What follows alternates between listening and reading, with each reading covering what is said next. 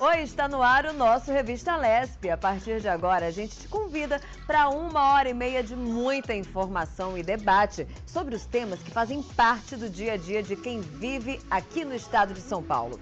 E hoje vamos entender a fibromialgia. Vem com a gente.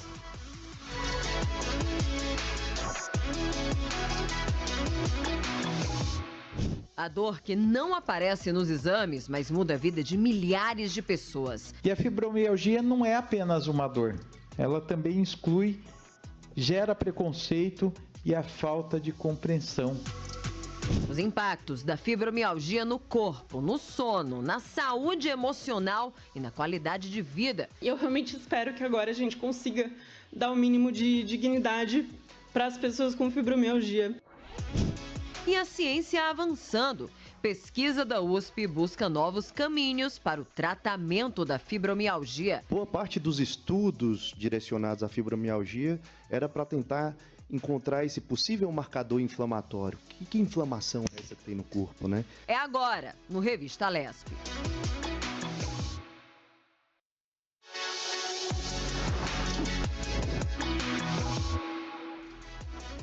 Oi, gente, boa tarde. Vem chegando aqui comigo, sinta-se em casa. Eu quero te fazer umas perguntas, tá? Na verdade, veja se você se identifica com isso. Você acorda, o corpo não responde, a dor tá nas costas, nos braços, nas pernas, no corpo inteiro. E elas vão, às vezes, aumentando ao longo do dia. Às vezes, até deixando você incapacitado. Tem dias que até levantar da cama parece impossível. E o mais difícil, sabe o que é? Não é a dor. É o julgamento. É ouvir que é frescura, que isso é coisa da sua cabeça. Mas a dor existe e ela muda a vida de quem convive com a fibromialgia todos os dias. Por trás de cada diagnóstico existe uma pessoa lutando para continuar vivendo mesmo nos dias mais difíceis. Para essa conversa tão importante, eu recebo convidados que conhecem a fibromialgia de perto, pela medicina, pela ciência e também pela própria experiência de vida. Aqui no estúdio, a fisioterapeuta e especialista em dores crônicas, Joana Dark Ribeiro de Lima Ventura, que convive com a fibromialgia há décadas e transformou a própria trajetória em propósito de vida para ajudar outros pacientes. Seja bem-vinda, Joana. Obrigada pelo convite, minha amada. Estou muito feliz em poder estar aqui, né? E eu estou feliz de te receber. E também conosco o médico reumatologista Fábio Jennings, coordenador da Comissão de Reabilitação e Exercício Físico e especialista no tratamento de doenças reumatológicas e dores musculares esqueléticas. Seja muito bem-vindo. Obrigado, Vânia, pelo convite. É um prazer estar aqui com vocês mais uma vez. Prazer é nosso, com certeza. E eu recebo ainda a psicanalista e psicoembrióloga Cíntia Castro para falar sobre os impactos emocionais da dor crônica, da ansiedade, sono e saúde mental. Que importância. Seja bem-vinda, Cíntia. Obrigada, e vamos desmistificar tudo isso e ajudar quem precisa sem preconceito e julgamento, né? Acima de tudo. Começou falando tudo, desmistificar, nada de preconceito, nada de julgamento, deixa isso do lado de fora, tá, pessoal? E eu vou começar sabendo das histórias, principalmente a sua, Joana. Sim. Quero saber da sua história como paciente, né, como diagnosticada com fibromialgia. Quando foi que você descobriu isso e como você descobriu? Sim, é assim, é um caminho longo. Eu digo que é um verdadeiro calvário, porque eu tenho já mais de 35 anos a fibro, e aí você começa a ir fazer exames de tudo quanto é tipo, é por descartes, né? Você não tem isso, você não tem aquilo, mas em todos esses anos, esse caminho, foi difícil demais, né? Porque as pessoas não acreditam em você, e não tem como. E eu sempre falo que a fibromialgia, além de ser real, ela existe, né? Ela judia e também humilha. E como humilha, né? Então, aí depois de tudo isso, cheguei ao diagnóstico com um reumatologista. Só que assim, são vários médicos, né, para tratar um fibromialgico. É uma incrível junta médica. Sim, é uma junta médica, porque isso envolve, né, psiquiatra, envolve reumatologista principalmente, que é ele que dá o diagnóstico, né, sobre a fibromialgia. E aí começou meu calvário. Né? Até indo para UTI, tomando, sabe, morfina na veia, acabei ficando numa cadeira de rodas, de tão incapacitada, que me deixou a fibromialgia. E no início, quando você começou essa investigação, quais foram os principais sintomas? Dor, muita dor, né? Eu não conseguia ir para a cama porque eu sabia que se eu deitasse, eu ia ter muita dor, né? Então, acabava o sono ser horrível, porque você não dorme um sono tranquilo, né? A dor é demais. E se você não dorme, acorda cansada. E assim vai virando uma bola de neve, né? E acorda cansada muitas vezes Cansada. quando A dorme fadiga, também. A fadiga é um dos sinais, assim, a fadiga extrema, é um dos principais sinais da fibromialgia, né? O sono, a fadiga, intestino irritável, sabe? E aí por diante, né? Eu tenho 140 queixas dialogadas de fibromiálgicos. E não é muita coisa, uma coisa que você nem imagina, né? Então, a temporomandibular, a dor, né? A dor nos pés, né? A queimação nos pés, nas mãos. Então, é assim, cada fibromiálgico, ele vai sentir todas as dores, só que algumas vai estar em destaque, né? E é o cérebro mandando uma descarga de inflamação para o teu corpo inteiro, para os seus músculos. Ainda falando da tua história, a época que você descobriu, isso atrapalhou sua vida totalmente, principalmente antes do diagnóstico? Completamente. Eu trabalhava, parei de trabalhar, né? Aí eu fui mãe, aí eu trabalhava home office já naquela época, né? 1998, por aí, eu já trabalhava home, né? Com o esposo. E aí, porque eu não tinha condição de ir para o trabalho, né? Era horrível, não dava assim para você dizer que eu tinha uma vida normal. Vida social não existia, porque eu não tinha vontade de ir, até queria às vezes, né? Mas não tinha condição. Botar uma roupa no varal, imagina, nunca, né? Que o braço levantava assim.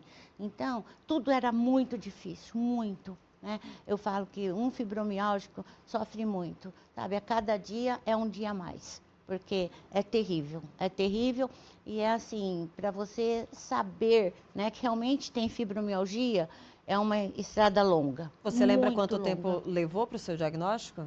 Eu acho que uns 2090, uns 20 anos. 20 anos? 20 anos. Assim, meu Deus, acho que hoje a medicina está bem tá mais muito avançada nesse avançada. sentido. Sim, graças a Deus. Mas é o que eu te falei, era por descartes, né? Então, não, você não tem isso, vamos investigar isso. Não, você não tem isso. Aí, o psicológico nosso, então, potencializa tudo, né? Na fibromialgia, inclusive a dor.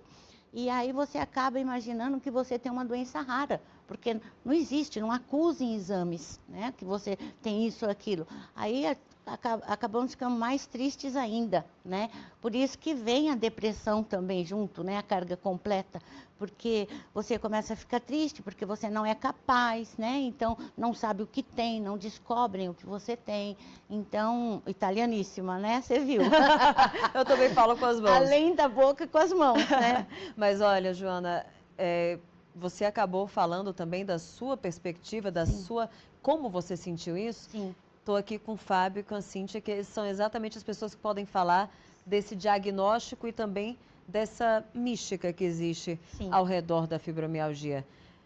Doutor, ela acabou de falar 20 anos para um diagnóstico. Hoje, como é que está? Como é que é feito o diagnóstico da fibromialgia? Bom, diagnóstico de fibromialgia, né, os primeiros critérios médicos para definir a doença são de 1990. Então, é uma definição relativamente nova, né? Se você for comparar com outras doenças crônicas que a gente tem. Então, antes disso, existiam várias hipóteses, suposições, até se entender como é que acontece o mecanismo da fibromialgia. E isso é mais difícil porque é um diagnóstico clínico, né? Que é baseado na história que o paciente te traz, você examinando o paciente e, como a Joana falou, por exclusão de outras doenças mais graves. Então, e é isso que às vezes o paciente cai numa área de perigo, é de pensar que tem uma doença maligna, uma doença progressiva, uma doença que seja incurável e intratável, e por conta dessa pulverização, né, que ele acaba procurando vários profissionais e falta um profissional que ligue todos esses sintomas, né, todos esses sintomas e sinais clínicos. Então, Por isso que a reumatologia acaba sendo uma das especialidades mais procuradas, porque nós somos clínicos gerais. Então, nós perguntamos de todos os sistemas, como é que está sono, como é que está intestino, como é que está micção, bexiga, dor no pé, qualidade de sono, sintomas depressivos e por aí vai. Então, é um diagnóstico que muitas vezes leva tempo, o paciente ele procura vários especialistas até chegar no diagnóstico. Mas existe hoje em uma dia, média de tempo? assim, é Hoje? muito diferente de população para população, porque se você for comparar as pessoas que procuram o sistema público ou que procuram o sistema particular, você tem uma diferença de tempo. Mas a gente vê que, em média, o paciente demora 3, 4, 5 anos para ter um diagnóstico. Até porque a gente precisa desse tempo também para excluir outras causas. Sim. Então, é nesse caminho que se vai excluindo outras causas. Então, hoje em dia, a Joana fala com muito mais propriedade, porque ela diz assim, ó, eu já tenho tantos anos de doença. E a gente vê como é que evoluiu. E essa evolução é que conta a história da própria doença. Quando vocês Então- falam de achar que são outras doenças, inclusive, até acho que o reumatologista é o mais procurado por isso, porque chegam a confundir com artrite, artrose num certo momento por causa Sim. das dores. Espondilite anquilosante também, às vezes chegam a confundir, dependendo das dores. Sim, super. É mais ou menos assim, doutor Sim, Fábio? muito. Às vezes tem essa confusão de diagnóstico, porque são doenças mais difíceis mesmo de diagnosticar. Então, as espondiloartrites hoje, elas podem ser confundidas, assim como a artrite reumatoide, assim como o paciente pensa que tem esclerose múltipla. Lúpus também? Que tem... o lúpus nem tanto confundido, porque tem sinais muito mais floridos, né? Mas quando se pede exames que são confundidores, acaba muitas vezes confundindo o diagnóstico. E um conceito que se tem hoje em dia importante é que mesmo as pessoas que têm alguma doença autoimune, inflamatória, como artrite reumatoide, como lúpus, como as espondiloartrites, elas podem também ter um quadro de fibromialgia associado. Então, nesses pacientes se torna difícil você diferenciar o que é aquela dor e sintoma da doença autoimune inflamatória, o que é o sintoma da fibromialgia. A gente precisa tratar o indivíduo como um todo. E Cíntia, é uma doença que a gente está falando dos sintomas do físico, mas que atinge também a saúde emocional. Muito, muito. Mas uma coisa que o doutor falou, não é só a pessoa querer fazer tratamento. Muitas vezes ela não tem o apoio dentro da casa. É frescura, você é hipocondríaco, você é preguiçoso. Então, a vontade de achar, procuro, faço muitos exames, nada dá errado. Então, peraí, será que é coisa da minha cabeça mesmo? Será que eu que estou colocando? Relacionamentos acabam, pessoas não têm apoio, então elas querem achar o que tem, mas muitas vezes não tem esse apoio que é fundamental nesse momento onde está ali procurando um médico, porque aquilo, até você achar o médico, o reumato, que vai te ajudar, você já foi no clínico, você já foi em tudo, porque você acha que qualquer doença é. Então, muitas vezes é uma doença que te deixa assim, além de invisível, você está sozinha, porque você tem que persistir. E você não pode duvidar da sua própria dor, porque muitas vezes até a própria pessoa duvida, que aquilo realmente é real. Então, achar um médico humanizado que vai pegar na tua mão e falar, olha, não é comigo, mas tem outro colega, tem outro, e vai te direcionando e acreditando em você, a escuta é muito importante, porque muitas vezes ela não tem dentro da casa. E ela começa socialmente a se isolar da família, do marido, fala que não tem a dor, fala que um remedinho melhorou. Então, muitas e muitas coisas. Quando a gente vê aí, vai para um quadro de depressão muito grande. A maioria dos meus pacientes que têm fibromialgia são mulheres de 30 a 50 anos, que se calaram durante muitos anos por não ter ali um apoio. E foi a hora que ela falou, não aguento mais, eu tenho que assumir o que eu tenho, eu tenho que ir atrás, de algum jeito, sozinho ou não. E vem a depressão, a ansiedade, acarretam outros problemas. Então, para chegar no doutor, para ter o discernimento, como a Joana falou, primeiro precisa o quê? Acreditar em você, né? Acreditar na dor, que ela realmente existe. Porque muita gente trata isso com uma banalidade. E essas outras doenças, como a depressão, transtorno de ansiedade generalizada Sim. também, que pacientes costumam ter, eles vêm como consequência disso, de tudo isso que você acabou de falar, ou é associado? Então, nós temos as comorbidades também, mas também a gente não pode deixar de colocar aquele paciente que já tem a depressão, a ansiedade e que isso agrava. Quando não é compreendido, quando não é escutado, que ele sente sozinho, ele se isola, ele começa a ter mudança de humor, sono, e tudo isso acarreta. Então vem a ansiedade, eu não aguento mais de dor, eu não consigo fazer nada, porque dói da ponta da cabeça à ponta dos pés, e a pessoa não entende. É a queimação, como a Joana falou, é como o doutor falou, são anos batalhando em cima disso. Será que eu vou? Será que eu não vou? Será que estou no caminho certo? Será que esse médico vai? Será que esse exame de novo? De novo eu tenho que marcar? Então a ansiedade por querer parar aquela dor, que paralisa a sua vida, e automaticamente a depressão, porque não consigo fazer nada. Eu me sinto inútil, eu não consigo cuidar de um filho, eu não consigo trabalhar, não consigo focar. Isso mexe muito. Então, existe sim o depressivo, o ansioso, que a gente não pode generalizar com a fibromialgia. E tem muitas vezes, mediante o caso de dor excessiva, porque imagine você conviver com dor 24 horas. Você não aguenta. E ainda mais quando você não tem apoio, você não tem medicação, né? Não tem tudo isso. Porque ali é achar a medicação certa, é achar o médico certo, o tratamento certo, porque cada um, é singular. Então, acompanha assim, bem as comorbidades como depressão, ansiedade, mudança de humor, entre outras coisas. Joana, você ouviu muito que era frescura, que você estava com preguiça. Acho que preguiça é um negócio horrível de ouvir. A frescura também, né? Frescura, má vontade, não é? Aí não menosprezando o doutor aqui do nosso lado, mas muitos profissionais falavam... Outros profissionais? Outros profissionais falavam que era coisa da minha cabeça. Isso me deixava muito, muito triste, porque eu falava, é real, eu estou sentindo, né? Não estou louca, né? Então, e é assim, eu sei que eu tenho uma depressão por conta da fibromialgia e sabe, tento trabalhar todos os dias, né, ela, por conta disso, porque a incapacidade faz isso conosco, né. Eu acho importante a gente falar dessa questão de nem alguns profissionais da área Sim. Entenderem, ainda existe esse preconceito. A sociedade, como a Cíntia falou, mas também até médicos, né, profissionais. Sim, com certeza. Como foi para você quando você ia... Tá, que faz 30 anos, hoje eu espero que esteja melhor. Mas quando você ia falar para um profissional que você estava sentindo, o que é que você costumava ouvir de profissionais também? Ele falava que eu tinha que procurar um psiquiatra porque era coisa da minha cabeça, né? Isso me deixava muito triste. Tanto é que quando hoje, né, perguntam para mim qual o profissional que você indicaria, claro que temos que ter vários, né? Mas eu falo, o reumatologista, porque ele é o único capaz, né? Tá vendo? Obrigada, né? De diagnosticar, não é? Então, aí ele com certeza vai saber seus pontos de dor, né? Porque muda muito. Antes era 12, depois passou 18, agora 24, né? E eu creio que seja muito mais pontos de dores, né? Porque eu convivo já com centenas, né? Podemos dizer assim, com pessoas com fibromialgia, né? Então, assim, é um todo, né, que nos faz levar que hoje, né, os profissionais de saúde estão um pouco mais humanizado, mas ainda existe. Existe muitos, muitos, muitos. Eu fico muito triste, né, em ouvir essas coisas, né. Por isso que o certeiro é o reumatologista, que lá ele vai saber. saber. Uma coisa que eu percebo muito em cima disso, as pessoas primeiro elas têm que passar pelo próprio preconceito. Sim. De realmente ir atrás do médico certo. Não é porque o médico deu certo com a vizinha, com a amiga que vai dar certo com você.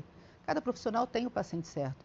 E a gente vê, não só, eu digo também na minha categoria, né, como psicanalista, muita gente olha e fala assim, isso é frescura, dá um remedinho, caminha para o psiquiatra coleguinha, e não é assim. Se até o psicanalista disser alguma coisa dessa para você, você vai acreditar que é coisa da sua cabeça. Sim, você está procurando um profissional, o profissional fala, você não está conseguindo expressar a sua dor, nenhum exame fala, você fala, caramba, o problema sou eu então. E aí, tem uma hora que você cansa, porque cansa também você bater portas e portas e portas e ouvir a mesma coisa. Às vezes até a incompreensão do outro acaba sendo a sua própria verdade, e você duvida disso. Por isso que um médico humanizado, aquele que vai escutar, bateu na porta, não sentiu no coraçãozinho, troca 10, 15, 20 vezes se necessário, até achar um médico, né, doutor?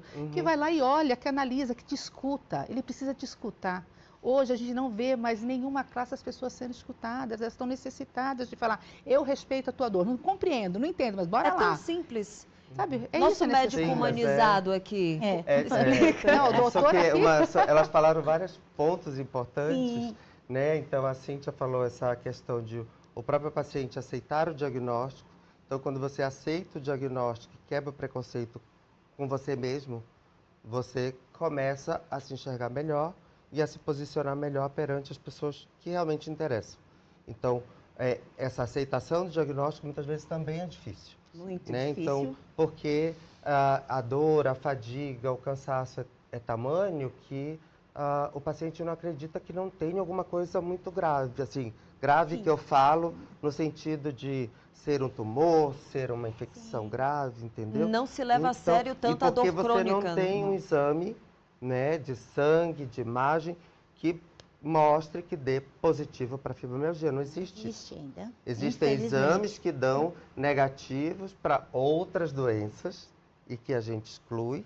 Então, então, o tratamento começa a partir desse momento em que a pessoa aceita o diagnóstico, para depois aceitar o tratamento. Aí, cada paciente vai ter um plano terapêutico diferente, que pode ser mais a parte psicológica, mais a parte física, mais a parte medicamentosa, mas existe essa necessidade de ser multidisciplinar. E Foi difícil aceitar o diagnóstico, Joana? Nossa, eu chorei por muitos dias, porque eu falei, não é possível que eu tenho isso e que não tem cura, né? Porque não adianta falar que tem cura, porque não existe, né?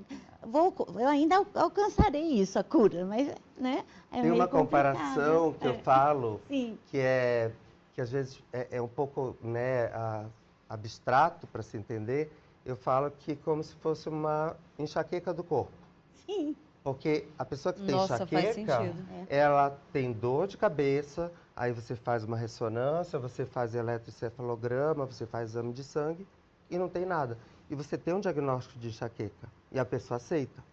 Então, e ela vai ter essa condição crônica, que não é progressiva, que não vai ser virar outra coisa diferente, e assim a fibromialgia. Então eu digo, olha, é uma enxaqueca do corpo, a gente vai tratar. E vai dar certo, a gente vai encontrar o esquema, a medicação, o psicólogo, o fisioterapeuta, educador físico, a outra intervenção que seja necessário para cada caso. Mas a fala do doutor, que é o essencial, foi o que ele falou. Vamos, não é você estar sozinha. Porque o paciente muitas vezes se sente sozinho. Quando o médico ele fala assim, vem cá, segura na minha mão e vamos tentar tudo que a gente pode. Não deu? Passa com esse colega, passa com esse outro, sabe? Quando vem aquela equipe que te abraça. Porque a gente está falando de uma pessoa que sente dor 24 horas, uma dor invisível. Então aquilo ali mexe com a cabeça, com o físico, casamentos acabam, filhos acabam vendo a mãe como incapaz para muitas coisas, os vizinhos, a sogra chama de preguiçosa a nora, envolve tantas e tantas coisas. Então quando você pega o médico que chega para você e fala assim, vem cá, vamos juntos nessa jornada, vamos até o final, até o limite, seja para ajudar na tua dor, no teu psicológico, para te fortalecer, porque assim, falamos da aceitação da fibromialgia, mas para pensar, como o doutor falou, é uma enxaqueca, todo mundo tem alguma coisa peculiar. Então vamos olhar aquilo com mais respeito, procurando quem segura a tua mão até o final, seja através da fisioterapia, do doutor, da parte mental, porque tudo é um conjunto, a gente está pronto para tudo. Porque preconceito a gente passa com tudo. Se já passa com o que é visto, imagine com o que não é, né? Mas isso eu costumo falar para o paciente assim, olha, a gente vai fazer uma parceria aqui. Eu faço a minha parte, mas você tem que fazer a sua também. Porque como é uma doença crônica, a responsabilidade é muito maior até do paciente do que da gente, porque a gente dá o diagnóstico e a gente mostra o caminho os caminhos que você pode seguir. Então, se você não aceitar e se você não seguir algum desses caminhos, não vai cair do céu para você. Então, você tem que ter essa tomada de decisão também por parte do paciente, de também se tratar, de procurar terapias e achar, às vezes, o profissional que encaixe melhor, né? Porque, às vezes, a gente diz assim, não bateu, né? Tudo bem, tá tudo certo. A gente sabe que, muitas vezes, não rola uma empatia de cara, então, você tem todo o direito de procurar outro profissional. Então, isso a gente encontra, Cíntia, não só na fibromialgia, mas em outros processos de dor crônica, que hoje em dia nós tratamos um pouco mais precoce, por exemplo, paciente com artrite reumatoide ou com espondiloartrite, você trata aquele paciente, ele não fica com nenhum estigma, ele não fica com deformidade de mão, de coluna, só que muitas vezes sente dor. Sim. E aí ele fala disso e muitas vezes não acreditam, porque visivelmente, aparentemente, ele está saudável. Tá bem. A fala, né, doutor? Você tá tão bem hoje. Você Nossa, tá tão bem, bonita. Você nem parece que tem isso. Não é, doutor? Uma coisa que se fala muito. Muito. E aquilo que o doutor falou, não adianta o doutor fazer a parte se o outro lado não faz. Mas também, você imagina a pessoa passar, tem ali um profissional que segura a tua mão, você quer resolver, mas você tem todo, né, um externo que não te apoia, que te critica, que aponta. De novo no médico, mais um exame, como custa caro. Nossa, enquanto você não achar alguma coisa, enquanto quem procura acha.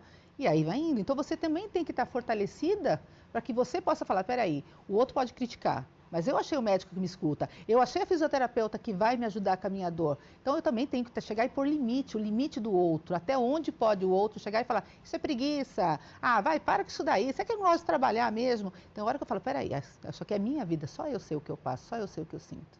E que bom que quem procura acha, né? Essa é a ideia. Sim. Você está sentindo dor, tem que achar um diagnóstico que tem que procurar até achar. Sim. Mas ainda bem, é por isso que a gente está discutindo aqui, é importante a gente informar as pessoas e também, ainda bem, há mudanças acontecendo. Inclusive, uma lei federal em vigor desde o ano passado reconhece os direitos e benefícios para pessoas com fibromialgia, tá? Esse assunto tem sido tratado com muito respeito aqui na Alesp. Várias ações dos parlamentares buscam propostas públicas para atender quem sofre com a doença. Agosto de 2025, um seminário reuniu diversos especialistas da área da saúde para debater o reconhecimento sobre síndrome de fibromialgia. Pacientes que enfrentam as limitações impostas pela doença, como dores crônicas e fadiga extrema, foram ouvidos. A fibromialgia não está sendo reconhecida como deficiência pelo diagnóstico. Não é o diagnóstico médico que dá o reconhecimento. O que dá o reconhecimento, de fato, são as limitações, as barreiras biopsicossociais que nós enfrentamos diariamente. A grande verdade é que nós formamos médicos no Brasil que não têm a capacidade de diagnosticar essa população fibromialgica, né? E assim como a gente tem um diagnóstico, pacientes que chegam no meu consultório diagnosticados com fibromialgia que não têm fibromialgia, que tem espondilite anquilosante, artrite reumatoide, outras patologias, eu tenho pacientes que são diagnosticadas com outras coisas e que são fibromialgicos. Finalmente, depois de 24 anos, eu consigo ver a sociedade brasileira falando sobre dor. Que incrível isso. Também em busca por políticas públicas que atendam às necessidades de portadores com a fibromialgia, foi aprovado em 2024 um projeto de lei que reconhece pacientes de fibromialgia como PCD, pessoas com deficiência, garantindo efeitos legais e de direitos. A proposta foi vetada pelo Executivo, mas está de volta em tramitação na Casa. Agora, através de um novo projeto de lei com autoria dos deputados Rafa Zimbaldi e Letícia Aguiar, do PL, que prevê a alteração da Lei número 14.705 de 2023 sobre o Programa Nacional de Proteção dos Direitos da Pessoa com Síndrome de Fibromialgia.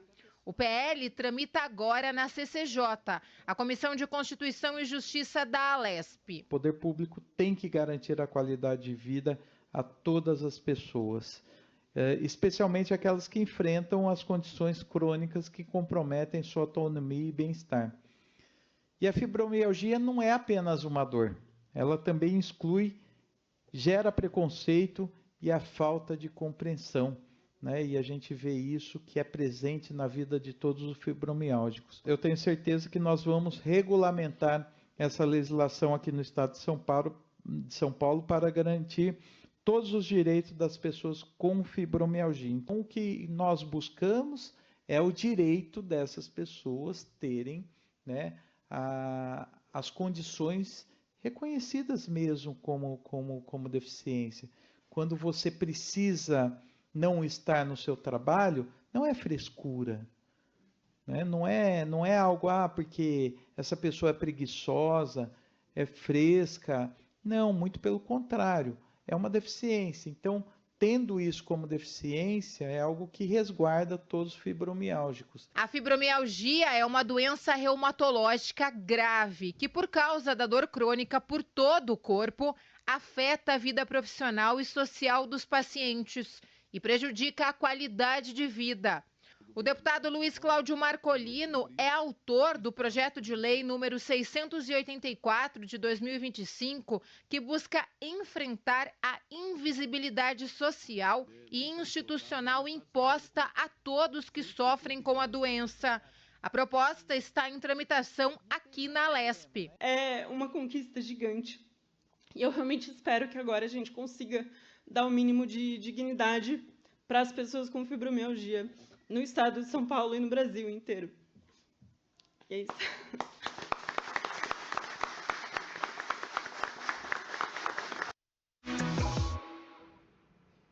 É o que a gente espera e, como eu disse, há mudanças acontecendo.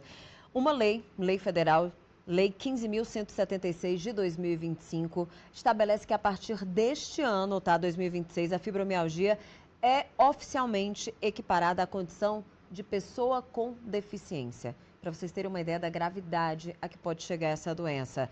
E isso garante aos fibromiálgicos, direitos a cotas em concursos públicos, isenção de impostos, mas isso é o de menos, principalmente a uma visibilidade em torno desse preconceito enorme que existe em relação à doença. Não é automático, tá? A pessoa não basta ter um laudo médico dizendo que tem fibromialgia, que isso é fácil de ter, mas tem que ter uma avaliação biopsicossocial. Isso. Doutores, o quão importante isso é para dar visibilidade a essa doença? E como eu acabei de falar, a sensação que eu tenho é essa. Olha só, isso é realmente sério. Muito. É isso? Sim. A gente leva assim, o ponto de vista sobre essa lei, não só para reconhecer essas pessoas que têm o diagnóstico de fibromialgia e reconhecer o direito das pessoas que têm, de fato, uma doença mais intensa, mais grave, porque existem vários espectros da doença. Então, por isso que é necessária essa junta biopsicossocial, mas o que a gente acredita como sociedade é que você, através dessa lei, você consiga mais recursos para o sistema de saúde para melhorar o diagnóstico e o tratamento desses pacientes. Porque não adianta só dar o diagnóstico desse paciente e aquele direito se eu não dou condições de medicação, de médico que seja especialista na área, de centros de reabilitação com fisioterapeutas, educadores físicos, terapeutas ocupacionais, psicólogos. Então, não adianta só eu dar esse nome, dar o diagnóstico e dar os direitos. Eu tenho que também oferecer meios para que o paciente se trate. Então, isso é um passo inicial para que essas políticas públicas de tratamento sejam incrementadas. Então, isso é importante. Até porque o tratamento, doutor, ele é caríssimo para uma pessoa numa situação de maior vulnerabilidade social, para conseguir se tratar, ter acesso a essa junta médica devidamente. Claro, nós temos o Sistema Único de Saúde, que bom, mas mesmo assim, se ela for correr atrás de um tratamento particular... Sim, até porque o tratamento principal da fibromialgia é não medicamentoso. Os medicamentos ajudam, mas a fisioterapia, o exercício físico, a psicoterapia, elas são fundamentais nesse tratamento. E você ter esse tratamento não é barato, né? Então, você precisa de canais para se chegar até esses recursos. Então, isso a gente não vê para a maioria da população. Aqui em São Paulo, a gente tem uma amostra viciada, que nós já temos alguns centros de reabilitação pela cidade, a gente consegue encaminhar alguns pacientes, consegue, inclusive no nosso serviço lá da Universidade Federal de São Paulo, também absorver alguns pacientes, mas a gente vê que isso ainda não é o suficiente para poder tratar essa população. E mesmo as pessoas que têm condições, que têm algum plano de saúde, também se torna oneroso, né? Então, então, que políticas públicas sejam melhores, direcionadas para esse paciente com dor crônica, até para melhorar a capacidade laboral, para essa pessoa voltar para a sua área de atuação, de mercado, de vida social, de vida diária, como a Joana falou. Quero já falar com vocês sobre a questão da fisioterapia e do tratamento, obviamente, na psicanálise, na terapia, Mas eu vou chamar outra pessoa aqui para nossa conversa, uma pessoa muito importante, porque conviver com doenças invisíveis, gente, é enfrentar desafios que nem sempre podem ser vistos, obviamente. É por isso que eu vou conversar agora, eu chamo para nosso papo a Sheila Danádio. Ela compartilha, oi Sheila, a rotina de quem vive há mais de 2 décadas com lúpus e recentemente recebeu também o diagnóstico de fibromialgia. Aí, né, Sheila, entre dores constantes, fadiga, adaptações necessárias no trabalho e na vida pessoal, você acho que pode falar muito bem sobre os impactos físicos, emocionais dessas doenças crônicas e como é que você busca, hein, Sheila, manter a rotina ativa mesmo diante das limitações que você foi encontrando pelo caminho e também, né, o susto desse diagnóstico, desse segundo diagnóstico de fibromialgia. Boa tarde, seja bem-vinda. Boa tarde a todos, boa tarde, Vanifer. Eu gostaria de agradecer a vocês por ter falado desse assunto, tocado nesse assunto. Eu estou sem o microfone, porque eu estou de férias, não sei se está dando Tudo retorno bem. em tudo, mas está dando para me ouvir. Está dando para ouvir perfeitamente, pode ficar tranquila. Então tá certo. Obrigada pela oportunidade de conversar com vocês. E realmente eu fui diagnosticada com lúpus, numa gravidez que eu acabei perdendo um bebê por conta de uma trombose na placenta. E daí eu descobri o lúpus eritematoso sistêmico, né? Que é o que acomete os ossos. E nesse tratamento do lúpus, eu sempre tive a manifestação dele, ela veio com dores reumáticas, né, nas articulações. E daí o que houve? Eu acabei seguindo com o tratamento, tive uma outra crise pulmonar, e até então eu venho meio que controlando o lúpus na medida do possível, né? E há pouco tempo, né, eu estava até comentando com o pessoal da sua produção, há pouco tempo, acho que cerca de uns 2 anos, eu tive uma sequência de fadiga, muito seguidas uma da outra, muita dor, muitos problemas pela manhã. O lúpus ele já traz um problema matinal, que é uma rigidez que a gente tem, mas estava demais, estava sendo praticamente o dia todo, e a medicação não segurava, né? A medicação normal, não sei se pode falar nome de medicação aqui, mas eu estava tomando muito tramadol para poder segurar, até que na psiquiatria foi constatado que eu poderia estar com a fibromialgia, né? Isso poderia ser algo da fibromialgia. Levei isso para a reumatologia, a gente começou a falar a respeito e foi trocada a minha medicação psiquiátrica, porque quando você passa muito tempo numa doença crônica, né? Eu estou com 50 anos, eu descobri o lúpus aos 27, né? E antes do lúpus eu tive uma outra doença chamada plasia de medula óssea, que é prima da leucemia. E ela veio por conta do lúpus, né? Então, a enfermidade base ali, tanto para fibro, tanto para plasia de medula, era o lúpus, né? Só que foi demorado diagnosticar o lúpus.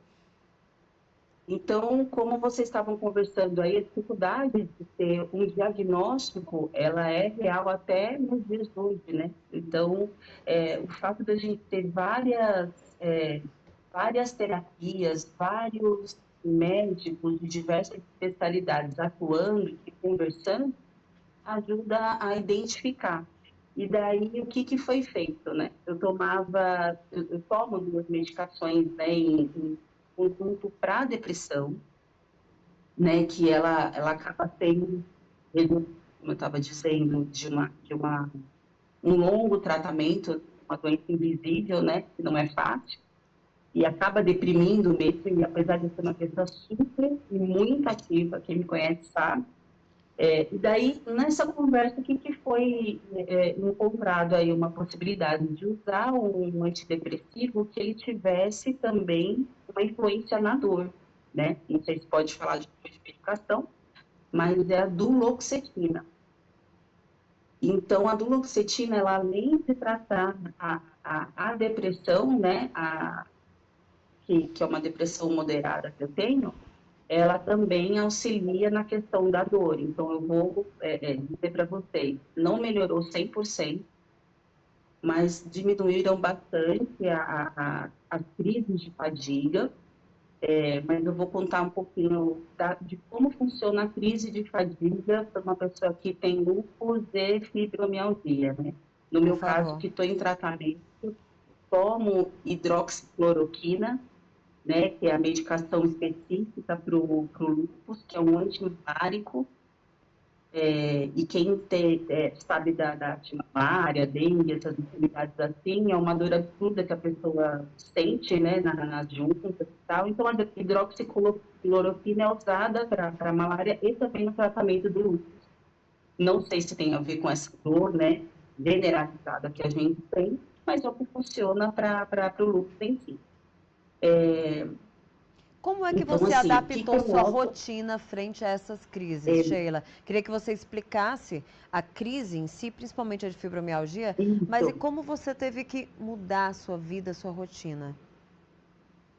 Então, eu sou uma pessoa muito ativa, trabalho com eventos, né? Então, a gente não tem muito um horário fixo, né? Então, são, às vezes, 8, 10, 12, 14 horas trabalhando naquela pauleira, e eu vou te confessar, eu não sinto muito na hora, né? Estou naquela adrenalina do pré-evento, durante o evento, é uma maravilha, mas no dia seguinte é uma prostração que, assim, não é preguiça, né? É muito diferente de preguiça, é um cansaço que, se você dorme, você não descansa. É algo que ele atinge, assim, do fio da cabeça até a planta do pé, né? Parece que você está ali com tudo muito sensível, né? Algo, de repente, uma dor para a pessoa que não tem, fosse algo controlado, aceitável. Para quem está numa crise, tudo incomoda demais, assim. E a medicação também não, naquele momento, não ajuda muito, porque parece que você fica num estado de amortecimento ou adormecimento, mas parece que a dor continua ali, né? E não é uma dor aguda. Não sei se eu vou conseguir explicar, não é uma dor aguda, mas é uma dor, parece uma inflamação, aquela coisa que fica meio que no de corpo maneira inteiro geral também.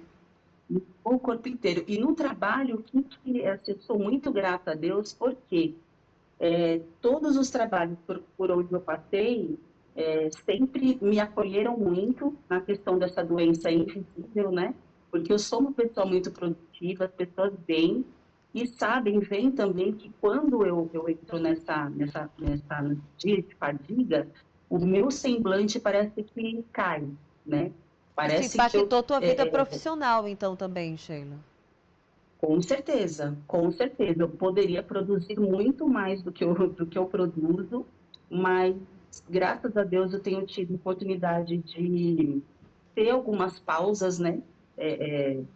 Pós-evento, fazer alguma coisa, às vezes, pelo menos no período da manhã de casa, pelo celular, para a gente não se tornar não se sentir tão inútil, né? Porque vem muito essa sensação, né? Porque as pessoas te olham e falam, Martina, você é ativa desse jeito, né? Às vezes trabalhando até muito mais que outras pessoas que têm uma saúde perfeita e tal, e de repente a pessoa te vê bem num dia e no outro parece que você é outra pessoa, né? E Você Sheila, não consegue nem lavar. Pois não. desculpa, não consegue nem lavar, não consegue fazer nada? Lavar os cabelos. Imagino. Sheila, a gente está aqui no nosso sofá também, tem um reumatologista. Teve uma coisa que me chamou a atenção da sua fala. Você está tomando duloxetina para depressão. E aí, o Fábio, o doutor Fábio, que está aqui com a gente, tá, Sheila? Fábio, isso é normal? É o tratamento? Você tomar remédio para dor crônica e também associado um remédio para depressão ou para ansiedade? Como é? Sim.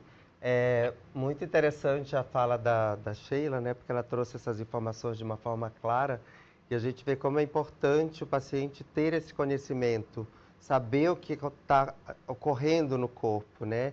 E aquilo que eu falei anteriormente é que você ter uma doença crônica que afeta o sistema musculoesquelético não exclui a possibilidade de você ter a fibromialgia junto. Como a Sheila falou, ela tem lúpus, que é uma doença inflamatória, sistêmica, autoimune, e ela chegou num ponto com muita dor.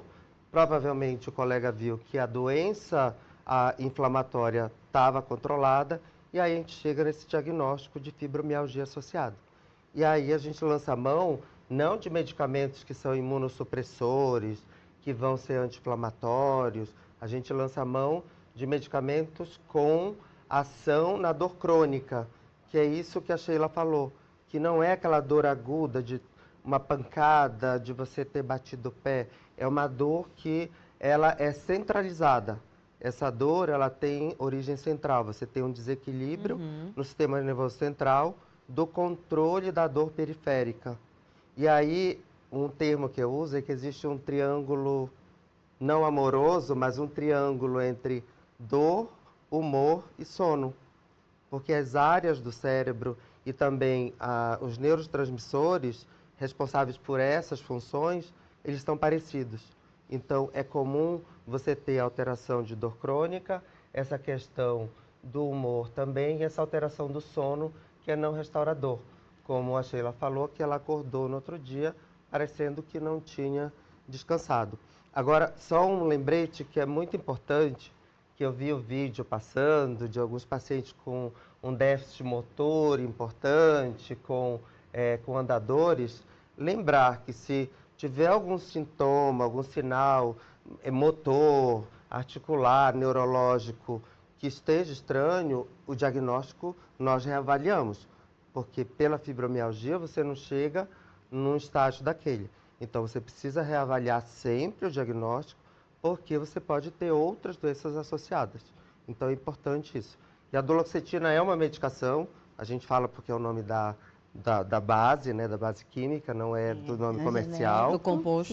Que é uma das medicações que aumenta a serotonina, que aumenta a noradrenalina. Com isso, melhora também a dor crônica. Então, ela não age diretamente na doença autoimune, mas ela melhora a qualidade de vida, né? E a questão da dor crônica e da fadiga, como a Sheila testemunhou para a gente. Nada melhor do que alguém que tem a condição e que fala e diz que melhora, que funciona, para poder encorajar, né, os outros pacientes que você pode também ser bem sucedido no tratamento. Sheila, para a gente terminar rapidamente, é isso que o Fábio falou, tem que encorajar, tem que fazer o tratamento, né? Sem o tratamento não dá para viver. Não dá, e não é só um especialista, né? Como o doutor estava falando, né? E como eu disse também, podem haver outras doenças autoimunes associadas, né? No caso, o lúpus. E eu queria fazer uma pergunta rapidinho para o doutor Fábio. É uma dúvida minha, me perdoem, mas é um tanto que curioso. O meu pai, ele tem artrite reumatoide. A minha mãe tem síndrome de Sjögren e fibromialgia. E eu tenho lúpus e fibromialgia. São todas doenças autoimunes. Isso seria, posso considerar aqui, genético? Assim, existe um fator hereditário em doenças autoimunes, sim. Não é um fator, não é o único fator, não é um fator tão predominante, mas existem, sim, famílias que têm. Então, se você tem alguém na família com artrite reumatoide e com Sjögren, você tem um risco aumentado de ter uma doença autoimune nesse espectro, tá? Então, no espectro autoimune. Então, existe sim esse aumento no risco de você ter mais predisposição de ter uma doença autoimune. E da mesma forma, até a fibromialgia, porque alguns estudos demonstram que existem genes, né, que existem alterações genéticas que são comuns a pessoas da mesma família. Então, com isso, explica muitas vezes você ter uma ligação familiar. Muito obrigada, Sheila. Olha, foi um prazer falar com você. Foi muito importante, na verdade, falar com você e ouvir mais um testemunho disso, tá? Seja sempre muito bem-vinda. Até a próxima, Sheila. Tá, Joia. Obrigada pela oportunidade. Tchau. E olha só, gente, essa questão que a gente está falando direto de dor constante, cansaço, limitações fazem parte da rotina de milhões de brasileiros que convivem com essa doença, né? Com doenças crônicas como a fibromialgia. Mas a prática de exercícios físicos, quando orientada corretamente, pode ajudar no controle dos sintomas, melhorar a qualidade de vida. Bora então falar ao vivo com o Vinícius Weiner. Oi, Vinícius, onde é que você está? Boa tarde.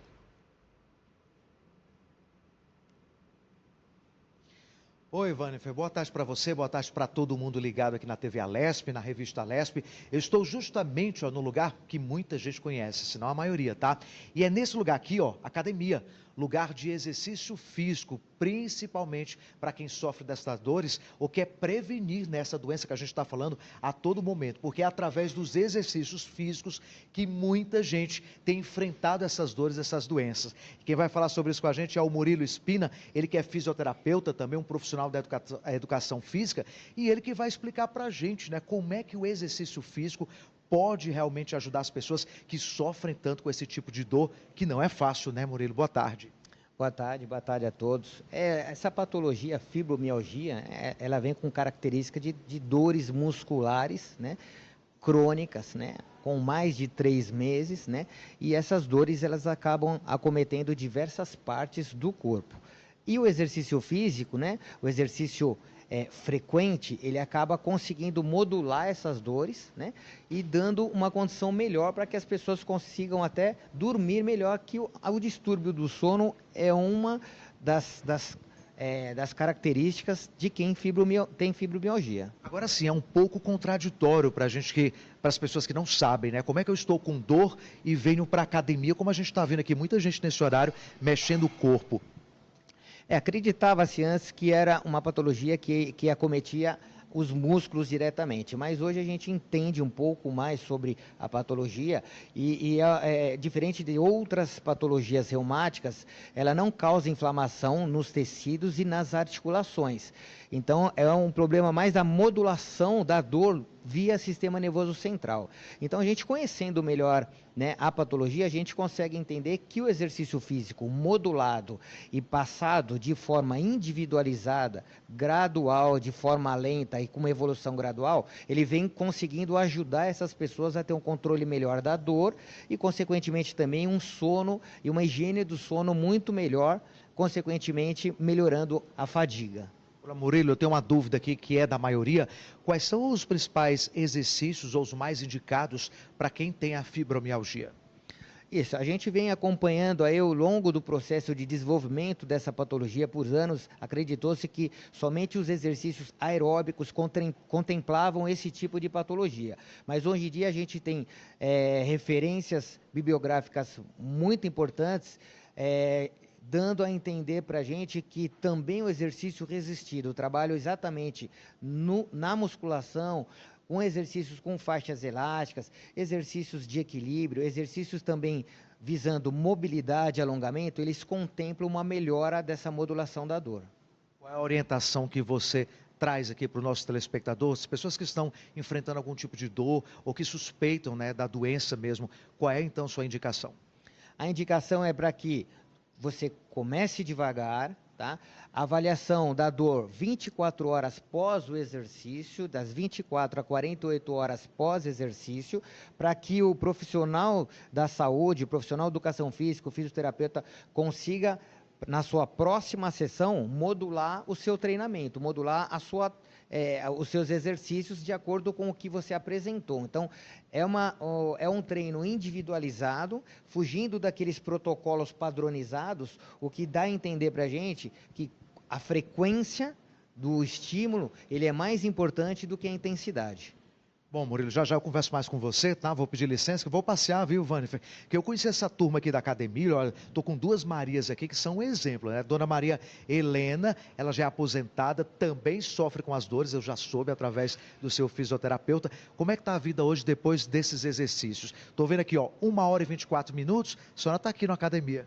isso e já fiquei de manhã, 1 hora também aqui. Fiquei no treino com ele. Eu venho de terças e quinta. E como é que está a vida da senhora depois dos exercícios? Ótima, ótima.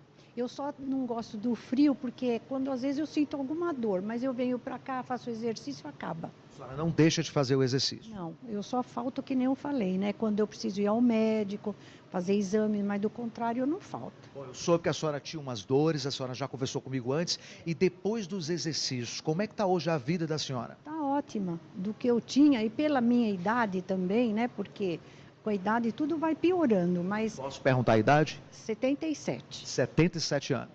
E fazem 3 anos que eu comecei a fazer por causa do joelho, que eu nunca tinha feito fisioterapia. E foi isso que curou meu joelho, foi a fisioterapia que ele fez em mim. Bom, né, dona Maria? Boa sorte. Hoje ela está aqui, viu, Vânifer? Agora, falando em idade, essa outra Maria aqui, ela é incrível. Eu vou perguntar, viu, Vânifer? Já perguntei antes se eu podia falar da idade. Qual é a idade da senhora? Graças a Deus eu tenho 80 anos. Ó, Vânifer, 80 anos, no início da tarde já na academia. A senhora tem algum tipo de dor ou já eliminou as dores? Eu soube que tinha uma dor no joelho. Só, o resto não tem mais nada de dor, não tomo remédio nessa vida para nada. E a vida da senhora, dona Maria, é sempre isso, exercícios com fisioterapeuta? Foi dessa forma que a senhora se livrou de todas as dores e se preveniu também? Olha, eu faço exercício há muitos anos sozinha. Eu já fui até para Aparecida do Norte a pé. Eu faço muita caminhada, eu faço exercício. O Murilo eu conheci agora. Agora que eu vim aqui por causa do joelho, mas eu não estou inteira. E mesmo com a dor no joelho, está aqui? Agora não está vendo, não. Já melhorou, já com o exercício que eu fiz com ele, já melhorei. Bom, viu? Parabéns, tá? Muito obrigado. Tá aí, Vânia, foi 80 anos, um exemplo, né, Murilo? Vou chamar o Murilo aqui novamente, um exemplo que o movimento no corpo realmente previne e cura, né? A gente tem os quadros de dores crônicas, né? Algumas pessoas vêm com dores articulares e aí, junto com as dores articulares, essa dor melhorando, as outras dores automaticamente, na modulação da dor, aumenta o tempo de sono, aumenta a qualidade de sono, vem o bom humor, de volta o bom humor, então a pessoa sem dor consegue aderir mais à prática. Então o importante é que elas consigam sempre manter aquela rotina. Então a rotina é importante nesse tipo de doença crônica, de dores crônicas, a rotina é mais importante do que a intensidade. Bom, quem mora em lugares mais frios, como São Paulo, por exemplo, que o tempo muda a todo momento, a gente está num período que é bem mais frio, hoje, por exemplo, está frio, né? Então isso dificulta ainda mais, né? Mas quem mora em regiões mais quentes também, onde o clima não é tão frio, também sofre, né?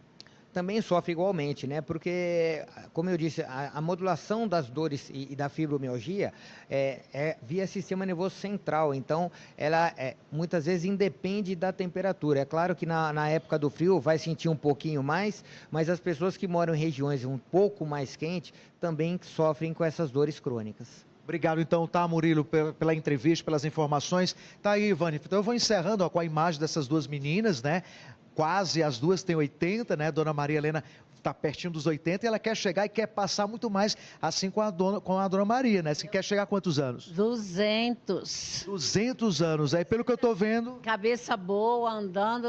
Cabeça erguida, não assim não. É cabeça erguida que eu quero chegar aos 200. Que bom, tá? Quero ficar na sua turma aqui, tá, Vânia? Ó, ela quer chegar aos 200 anos, pelo que a gente tá vendo. Eu acho que vai dar certo, porque se 80 ela tá assim, ó, vencendo as dores, não tá nem preocupada com dor. 1h da tarde, 1h30 da tarde, ela tá aqui na academia, ó. Um grande exemplo que os exercícios são realmente de extrema importância para a gente vencer não só a fibro, né, mas outras doenças e outras dores do corpo também, viu, Vânia? Tá aí um exemplo para a gente. Devolvo para você no estúdio. Que exemplos, Vinícius, maravilhosos. Mande um beijo para as duas Marias aí que você encontrou. E, nossa, gente, mais de 80 anos, eu nunca mais vou reclamar de dor, tá, gente, depois dessa. Obrigada, até os 200 anos, viu, Vini? Eu e você também, hein? Tchau! Gente, eu amei, vocês viram aí? É incrível como o exercício físico é bom para a fibromialgia, faz parte do tratamento, né, gente? Sim. Mas eu também já vi, tá, muita gente com fibromialgia dizendo que nem sempre dá, porque tem momentos que não consegue fazer exercício físico. Isso acontece muito, inclusive, Joana, você é fisioterapeuta, virou depois que descobriu a fibromialgia. Sim, com certeza. Qual é a sua percepção disso? Sim, é verdade. Tem dia que não temos vontade nem de levantar da cama. Dói tudo, tudo que você imagina, né? Então é difícil para você sair e fazer um exercício. Eu, particularmente, gosto muito de hidro, né? Que eu acho que é um exercício que não tem muito impacto, né? Mas eu sei o que eu devo fazer dentro de uma piscina, né? Como fisioterapeuta, entendeu? Então eu gosto muito de hidro por conta disso. Mas é o que eu falo, né? Tem dia que você não tem vontade de levantar da cama. Então como é que você vai para uma academia? Ainda mais se está frio, como é que você vai para uma piscina? Chega lá, não sabe se está quente ou não, entendeu? Que já aconteceu comigo, né? Na hidro. Chega lá, está muito gelado, eu ficar pior ainda, porque mais travou mais. O frio piora muito as dores, é né? Nosso inimigo número 1, o frio. Mas tem pessoas que com calor também, né?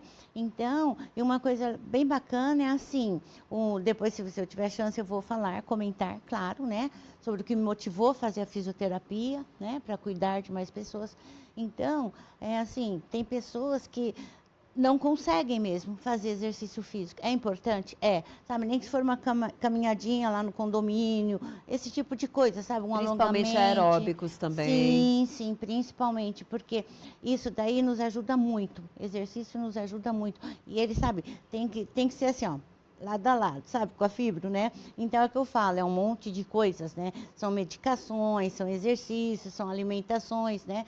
Tem alimentos que, nossa, inflama muito, né? Nossas células, tipo a lactose, entendeu? Então, eu falo, né? Sempre costumo comentar com as minhas pacientes, enquanto estivermos em tratamento, evita, não proíbe porque não adianta, né? O proibido é mais gostoso. Então, evita lactose, sabe? Evita abacaxi, evita, sabe, carne de porco, essas coisas, porque inflamam nossas células. Isso para nós é terrível. E no meio desse turbilhão, no olho do furacão, tratamento, acompanhamento terapêutico, psicológico, é imprescindível. Não é nem que deve, não é nem que faz parte. Imprescindível, né? Sim, mas aqui, como você falou, eu queria complementar a lei que você disse, né? Por não favor. Adianta nós termos leis se elas não saem do papel. A gente vê lei para tudo, mas não funcional. Como o doutor falou, precisamos de centro de reabilitações, mas funcionais, profissionais capacitados que o governo invistam isso, não é um título. Não adianta ser um fisioterapeuta que não sabe trabalhar com fibromialgia. Não adianta um clínico, um médico, um hidro, que não sabe entender e escutar também. Então, nós precisamos que essa lei saia do papel, que ela seja funcional e que ela dê o apoio. Não importa se você tem convênio ou não, é o direito de quem paga os seus impostos. Então, isso é muito importante, que a gente tenha gente capacitada e que o governo entenda isso. Não é um título que você coloca lá, porque são pessoas que têm dores e precisam ter ali muita paciência para trabalhar com quem está com dor, porque um dia ela está bem-humorada ou não. E a Sheila trouxe um exemplo assim belíssimo. Ela trabalha em eventos, falou que às vezes fica a madrugada inteira e no dia seguinte está destruída. Então, quando a gente fala da lei que fala do PCD, muita gente trata o PCD como o quê? Uma pessoa incapaz. A primeira coisa, as empresas muitas vezes colocam como incapaz e não são. São pessoas que precisam de tratamentos mais especializados, um olhar mais delicado, mas que a base de medicação, com tudo certinho, que o governo faça parte dele, que o médico faça, que os nossos profissionais fazemos e que o paciente também faça, ele consegue ter uma vida como a Sheila tem. Funcional, né, capacitante e não ser invalidado o tempo inteiro. Então a gente também tem que tomar um pouco de cuidado quando a gente fala de PCD. Porque a gente rotula as pessoas, nós estamos acostumados a rotular. Isso também é um peso que leva à depressão, à ansiedade, ao não querer ir atrás do seu direito, porque amanhã, se alguém perguntar que eu sou PCD, pronto, eu também tenho esse preconceito. Então, além da minha dor, além da minha família que não acredita, eu ainda vou ter uma sociedade me julgando como incapaz. Sim. Então, a gente tem que pegar tudo isso e olhar com muito respeito, acima de tudo. Nós vimos aí, né, eu não lembro o nome da pessoa, mas ela chorava quando ela falava, né, conseguimos o direito de serviço, a nossa dor está sendo respeitada. Aqui na certeza. Sim, e você tem que chorar por um direito seu, para alguém respeitar o que você sente. Sabe, chega a ser desumano. Não importa o grau da tua dor, ela existe, ela te incomoda e te paralisa. Então, o respeito é importante, a lei é importante, sair do papel é importante, profissionais capacitados são importantes isso. O fisioterapeuta que entende, o médico que entende, a parte mental que entende, não é qualquer coisa, não é qualquer profissional. Então, isso a gente tem que trazer de um jeito muito forte. Porque aí sim a pessoa tem condições, porque ela é capaz de tudo, basta a medicação certa, na hora certa, ser escutada, né? Ter os tratamentos para que ela possa ter qualidade de vida. E ela não é incapacitante, então a gente tem que trazer isso, porque aí vem o outro preconceito, se eu virar PCD, e aí? Como eu consigo emprego? Como as pessoas vão me ver? Como é que você lida com isso dentro da sua cabeça? Pois não, e uma coisa muito importante foi a gente ver que o Murilo, sendo um profissional de educação física, ele... entende da situação e sabe da importância do exercício. Então, a gente ter essa parceria, né, com o físio, com o educador físico, que saiba com o que ele está lidando e que o exercício vai ser benéfico para aquele paciente, para aquela pessoa, e não que ele vai ser proibido de fazer exercício, como era pensado antigamente, muito antigamente. Então, isso é importante a gente ter essa parceria com os outros profissionais, né? Com o educador físico, com o profissional de educação física, com o fisioterapeuta, com o psicólogo. E o exercício é o carro-chefe, né? Então, se for colocar em evidências científicas de estudo, exercícios são as intervenções que são mais eficazes no tratamento da fibromialgia, tanto para dor, fadiga, qualidade de sono e também para capacidade funcional. E aí você vai achar o exercício certo para cada pessoa.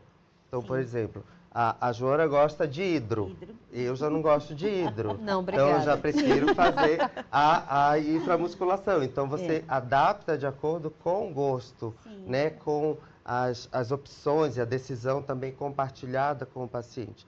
Porque isso você tem que começar também com doses homeopáticas. Então, você vai gradualmente aumentando para que aquele exercício não provoque uma crise de dor, e com isso você vai voltar de novo para estaca zero e o paciente vai ficar com o que a gente chama de cinesiofobia, que é o medo do movimento, porque ele acha que se ele fizer um movimento, ele vai piorar da dor.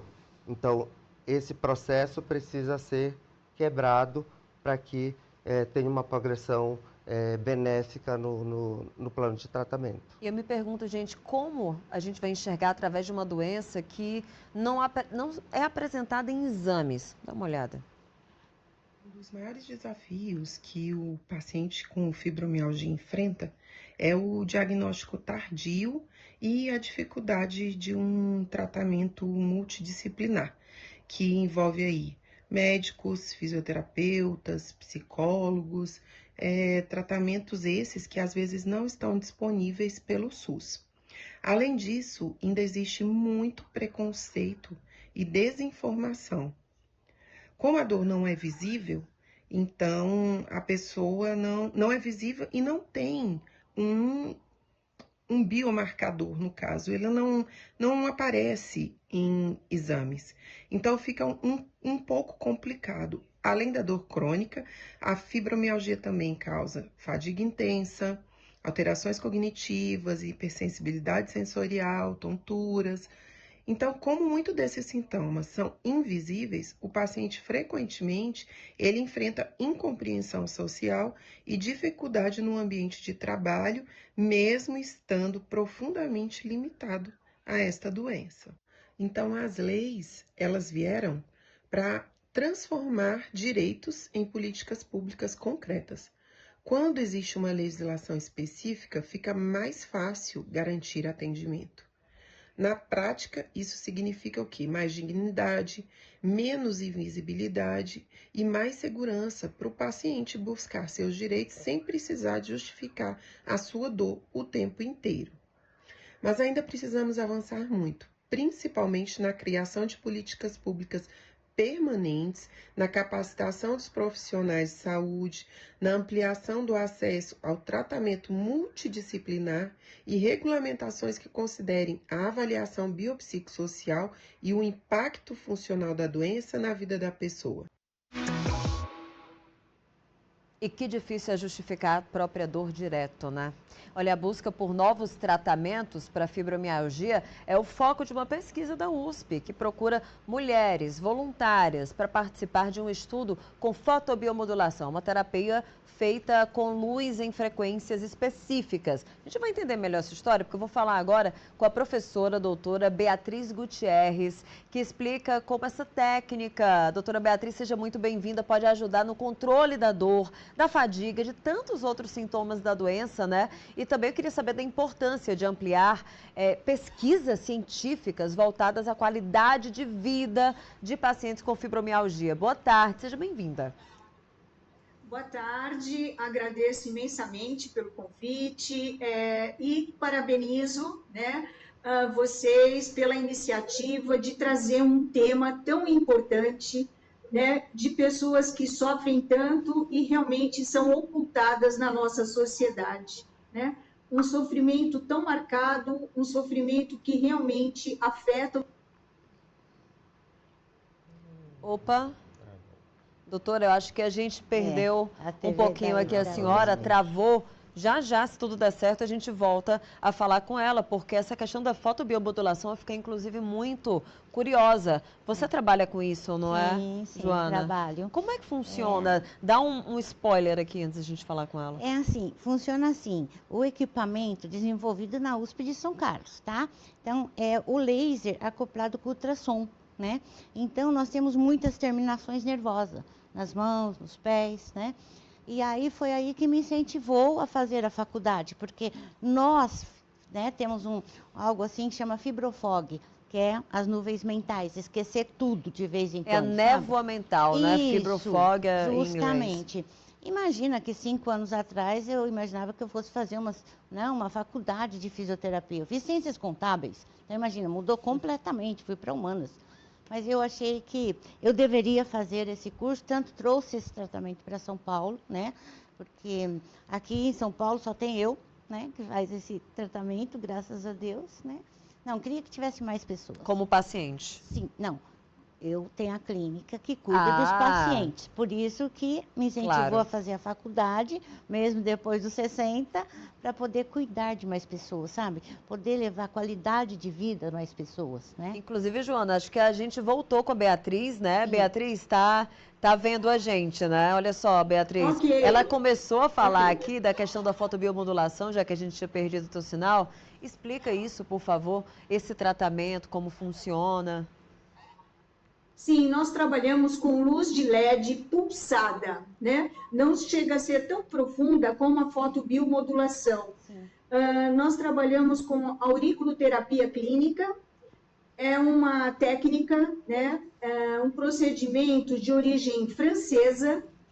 O professor Paul Nogier, né? Na década de 50, foi quem descobriu a auriculoterapia clínica. Então, nós trabalhamos especificamente nessa pesquisa, com pontos na orelha dos pacientes e também um ponto na região abdominal, onde nós aplicamos a luz azul de LED, com frequências de Nogier.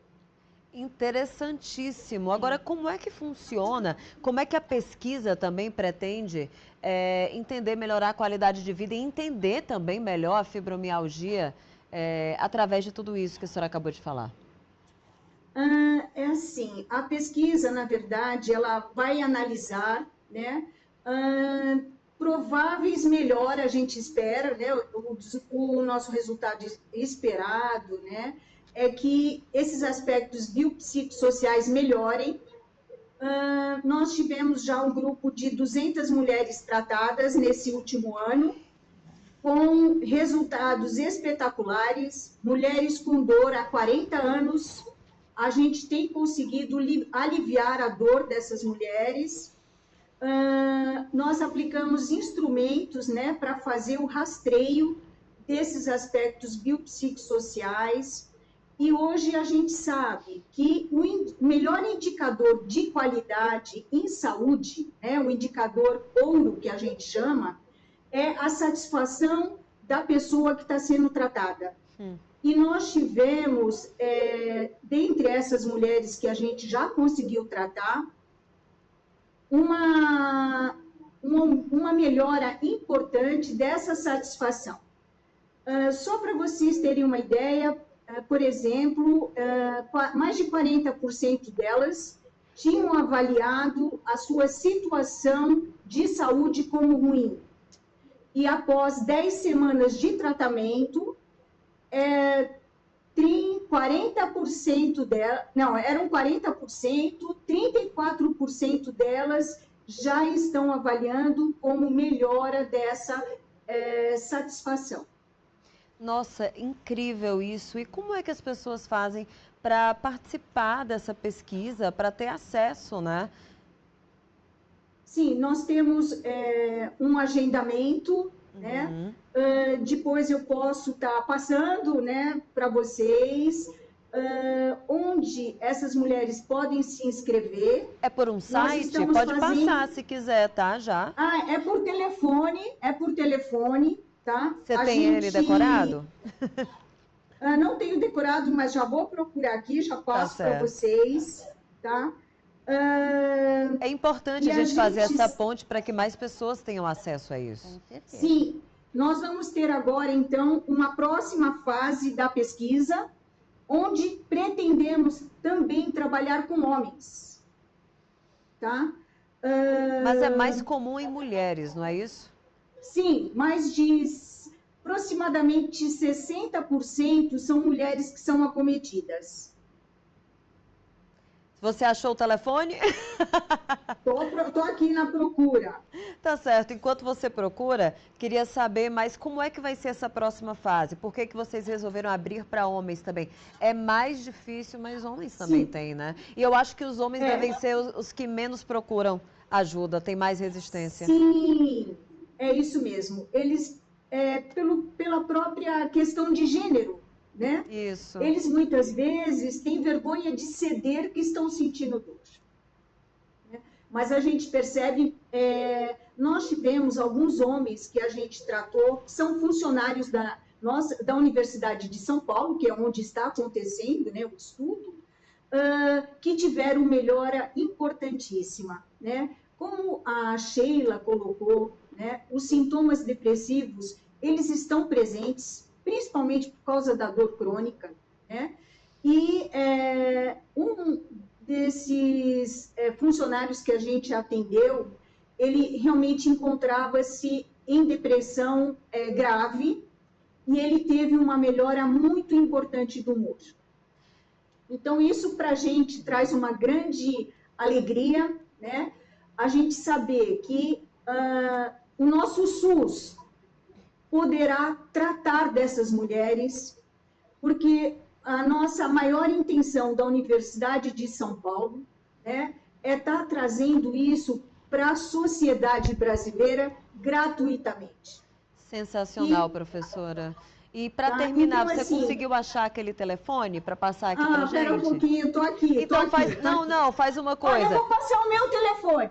Nossa, não, vamos fazer uma coisa, pode passar o da pesquisa, você passa para a nossa produção aqui, eu vou me despedir da senhora por agora, que a gente, até o fim, nos últimos minutos aqui do Revista Lesp, a gente passa para o pessoal que tiver disponibilidade e quiser participar da pesquisa. Eu agradeço demais, professora, muito obrigada, foi incrível entender um pouquinho mais sobre o seu trabalho. Ok, eu é quem agradeço e deixo assim... uma grande disponibilidade por estar assistindo essas pessoas, tratando, e a intenção é que elas consigam alcançar um melhor bem-estar. Muito obrigada, boa tarde a todos. Boa tarde, tchau, professora, obrigada. Tchau, gente, tchau. Achei esse tratamento incrível, assim, né, como o que você também aplica. E, bom, inclusive a gente tem grandes... teve uma pessoa, na verdade, que ela abriu um pouquinho a visibilidade para essa doença. A gente está falando de pessoas anônimas. Sim. Mas, gente, a cantora Lady Gaga também já dividiu com o público que sofre de fibromialgia. Em 2017, ela chegou a cancelar o show que faria aqui no Brasil, no Rock in Rio, por causa das dores incapacitantes. E na época, ela falou sobre isso nas redes sociais. Dá uma olhada, virou até meme, né? Brasil, I'm devastated. Brasil, estou devastada. Porque não estou bem o suficiente para ir ao Rock in Rio. Eu faria qualquer coisa por vocês, mas eu tenho que cuidar do meu corpo agora. Peço então pela bondade e compreensão de vocês e prometo que vou voltar e cantar para vocês em breve. Me desculpem e eu amo muito vocês. Demorou quase uma década para voltar. Foi o que escreveu a Lady Gaga, que cumpriu a promessa de voltar, né? Como eu falei, a se apresentar no Brasil e reuniu mais de, olha só, 2 milhões de pessoas no mega show, maior da carreira dela, tá? Em Copacabana. Isso foi em maio do ano passado. Por isso que eu disse que demorou bastante. E eu estava lá. Você estava lá, infelizmente não foi para esse, eu fui pro da Shakira, esse eu não fui.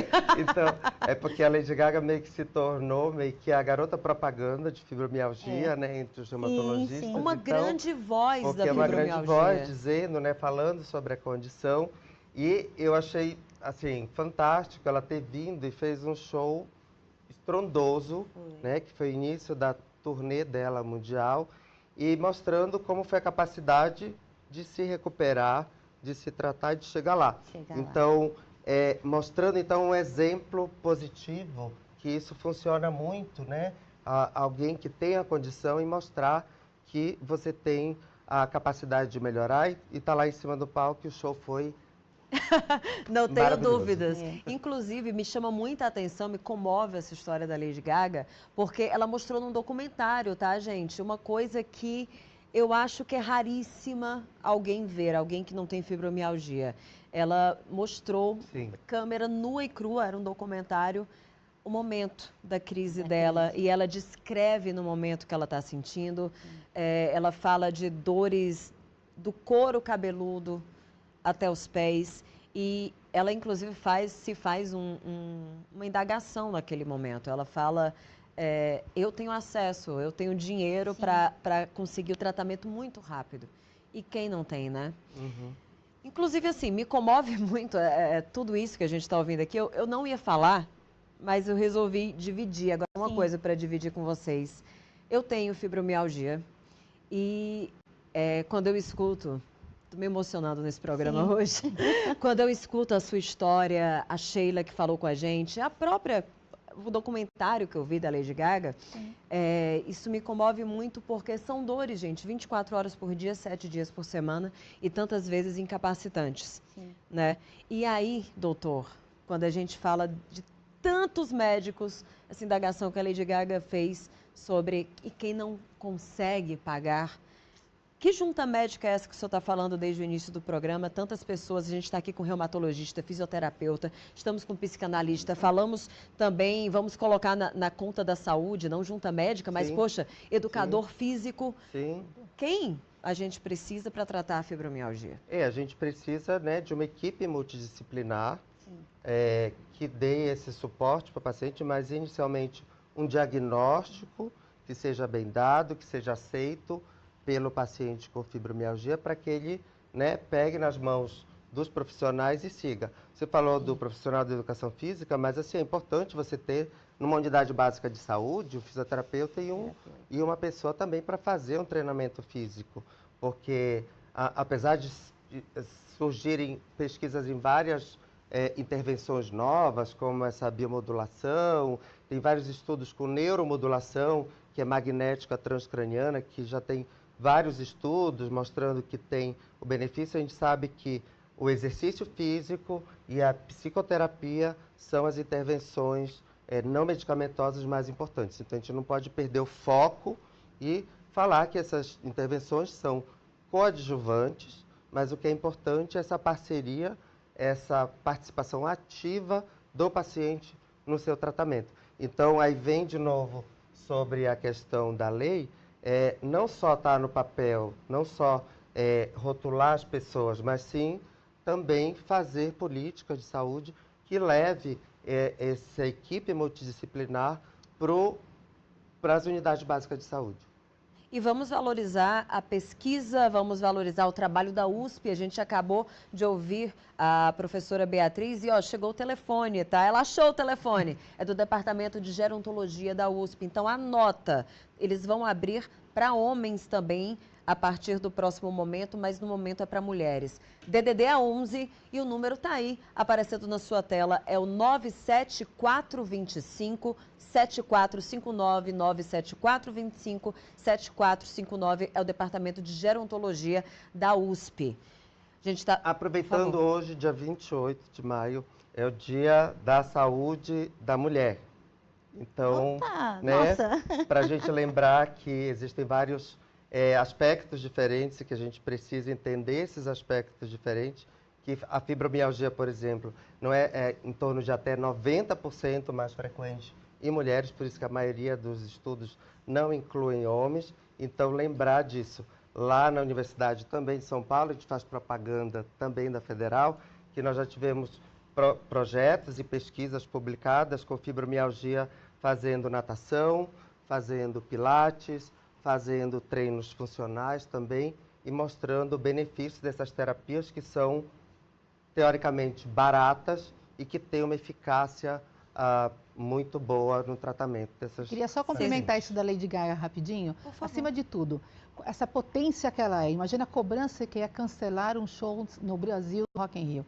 Quanta pressão essa mulher não teve, mas acima de tudo ela se respeitou. Eu não consigo, eu tenho a minha limitação e eu não tenho vergonha de admitir quem eu sou.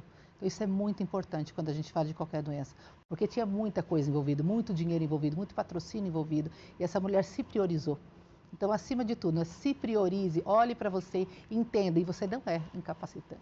E, Cíntia, a gente está chegando ao fim do nosso programa e a importância de você, para burlar, digamos assim, passar por cima do preconceito contra você que tem fibromialgia, também não ter preconceito com a psicanálise, com a terapia. Com nada. É importantíssimo, imprescindível. Bom, primeiro vamos quebrar assim, eu preciso sair dessa dor, eu não aguento mais, não tem por que você viver isso, tem médico, tem fisioterapeuta, saúde mental, abraça tudo, se livra disso, ameniza isso, não vai ter cura, mas tem como você sobreviver, tem como você aprender a viver e tem como você ter qualidade de vida se você procurar o profissional, não ter vergonha. Então eu tenho que quebrar primeiro quem eu sou preconceituosa tanto quanto o outro, eu julgo tanto quanto o outro, eu preciso me olhar, sabe, eu preciso me encarar. Ali, esse é o pior de todo, é quando você se encara. Esse é o mais difícil. O resto, a gente pega todo mundo que quer te apoiar. Mas o preconceito, a iniciativa, o fazer acontecer é da gente. Eu também não posso terceirizar. O médico não era bom, a minha família não me apoia, eu não faço, o governo não faz a parte dele. E qual é a sua parte? Qual a responsabilidade que eu tenho na minha vida, na dor? Então, eu também tenho que sair do vitimismo. Então, a gente, quando fala de saúde mental, a gente não pode só olhar isso. Existe, sim, quem acaba tendo um ganho secundário em cima da dor. Isso também tem que ser visto. Por isso a importância da terapia, do médico, da fisioterapia, fazer o tratamento multidisciplinar. Porque muitas vezes o seu problema também está em, será que eu tenho um ganho secundário nisso ou não? E aí é muito fácil eu culpar um profissional, mas a minha responsabilidade, a minha dor é minha. Joana, também chegando ao fim do nosso programa, não quero ouvir especialista agora, quero ouvir a paciente. Sim. O que é que significa qualidade de vida para você hoje, que vive com fibromialgia há mais de 30 anos? Olha, qualidade de vida para mim hoje é poder acordar, eu poder viajar, né, com a família, que eu não fazia, né? Então, qualidade de vida para mim é estar no meu dia a dia, podendo trabalhar e acreditando que eu posso mais. Uma mulher que estava na cadeira de rodas e foi atrás do tratamento e está aqui maravilhosa falando com a gente. Foi um prazer te ouvir. Você também, Fábio, você também, Cíntia. Obrigada. Obrigada, Obrigado, foi Obrigado muito por dar bom voz, essa né, troca quem precisa. A gente está aqui para ouvir, para falar e para informar. Muito obrigada. Chega de preconceito, tá, gente? O Revista Lesp termina por aqui. Muitíssimo obrigada pela sua companhia. Se não fosse você, também o nosso sofá não estava completo. Amanhã tem mais. Siga acompanhando tudo o que acontece no estado de São Paulo e no Parlamento Paulista pelas nossas redes sociais, @AssembleiaSP. TV Alesp, tudo a ver com você, tudo a ver com o estado de São Paulo. Até a próxima.